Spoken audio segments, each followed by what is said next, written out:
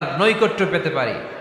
এবার কোরআন আমাদেরকে প্রেসক্রিপশন দিচ্ছে, শোনো, তোমরা যদি আল্লাহর নৈকট্যপ্রাপ্ত বান্দা হতে চাও তাহলে সেজদায় লুটিয়ে পড়ো।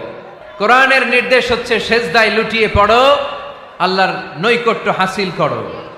ওয়াসজুদ ওয়াক্তারিব, সূরা আলাকের শেষ আয়াতের শেষাংশে আল্লাহ আমাদেরকে শিখাইয়া দিচ্ছেন, আমার কাছে আসতে চাও, ওয়াসজুদ, সেজদায় লুটিয়ে পড়ো, ওয়াক্তারিব, আমার কাছে চলে আসো। সুবহানাল্লাহ পড়েন।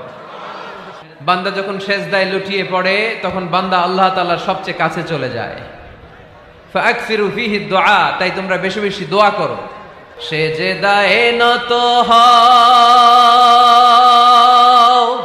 অশ্রু ছাড়ো,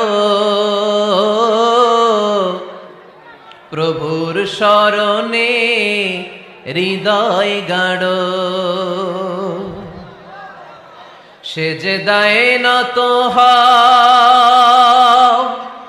অশ্রু ছাড়ো, প্রভুর শরণে হৃদয় গাড়ো। প্রাণ খুলে সব ব্যথা বলো প্রভুকে, বলো